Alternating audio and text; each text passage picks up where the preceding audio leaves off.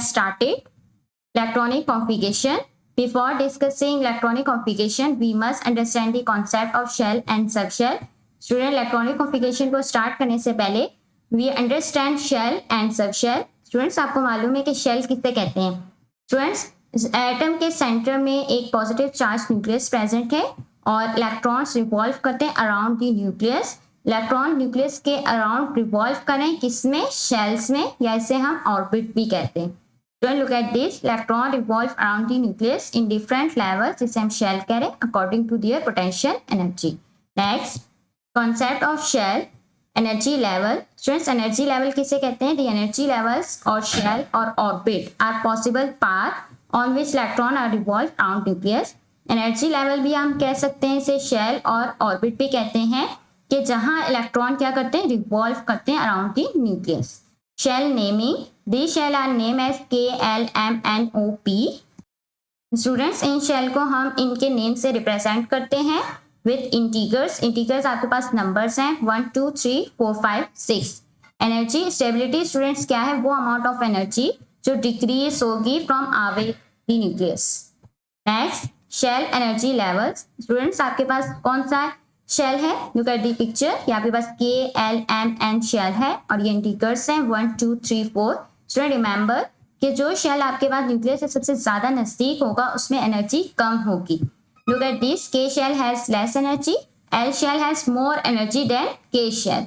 जो शेल आपके पास न्यूक्लियस से जितना ज्यादा दूर होगा उसमें सबसे ज्यादा एनर्जी प्रेजेंट होगी. Next, concept of sub shell S, P, D and F. Students, when atomic spectrum of substance were observed in a high power spectroscope. Students, जब साइंटिस्ट ने एटॉमिक स्पेक्ट्रम को ऑब्जर्व किया स्पेक्ट्रोस्कोप में तो उन्होंने देखा कि शेल्स के अंदर मजीद सब शेल्स प्रेजेंट हैं. Student, according to quantum model में हमें क्या बताया गया था कि इलेक्ट्रॉन्स जो है ना एक फिक्स पाथ में रिवॉल्व नहीं करते बल्कि वो एग्जिट करते हैं अपने सब शेल्स में, और उन सब शेल्स के क्या नाम है? S, P, T and F.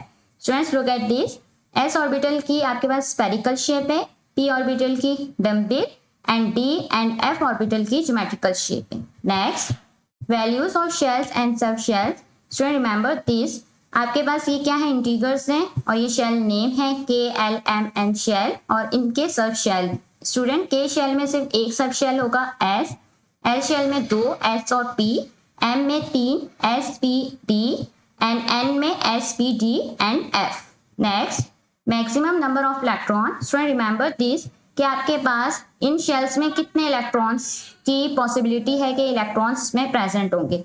For example, अगर K शेल है तो K शेल का नंबर इंटीगर क्या है? 1. तो अगर हम यहाँ इसका स्क्वायर ले लें, आपके पास फॉर्मूला है n आपका स्क्वायर लेना है 1 का, तो 1 का स्क्वायर लेंगे 2, तो 2 1 सा 2. इट्स मीन K शेल में 2 इलेक्ट्रॉन्स प्रेजेंट होंगे. L शेल में स्टूडेंट्स 8 इलेक्ट्रॉन है, M शेल में 18 and N shell में 32 by using this formula 2n square.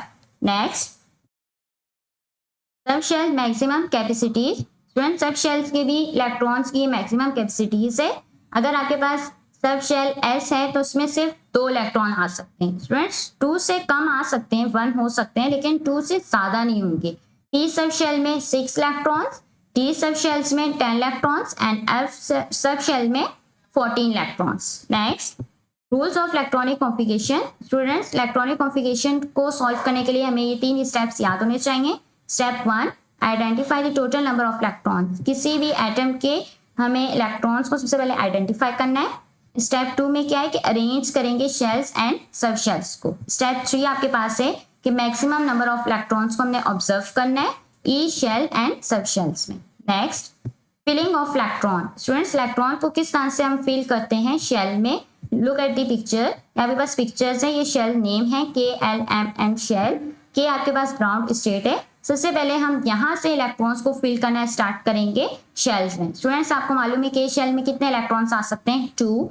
L shell में आपके पास 18, L शेल में आपके पास 8 इलेक्ट्रॉन है, M में आपके पास 18, N में आपके पास 32. तो सबसे पहले लोअर एनर्जी लेवल से हम हायर एनर्जी लेवल में जाएंगे.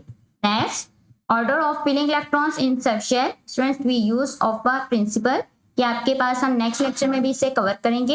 यहाँ आपके पास इंटीगर्स नंबर्स हैं, यानी K शेल में सिर्फ एक सब शेल है, एंड एल शेल में 2 सब शेल्स हैं. Students, we use diagonal rule. The electronic configuration of different subshells of atom we write is 1s, 2s, 2p, 3s, 3p, 4s, 3d. Students, आपको मालूम है s में सिर्फ 2 electrons आ सकते हैं maximum, p में 6 एंड d में आपके पास कितने आ सकते हैं 10.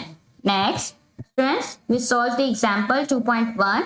स्टूडेंट्स, ऑक्सीजन का एटॉमिक नंबर क्या है 8 है. इट्स मीन ऑक्सीजन में 8 इलेक्ट्रॉन्स प्रेजेंट है. आप देखें कि अगर हम इसकी इलेक्ट्रॉनिक कॉन्फ़िगरेशन बनाएं यहाँ से फॉर्मूला यूज करके 1s 2s 2p, तो आपके पास आ जाएगा 1s 2s 2p.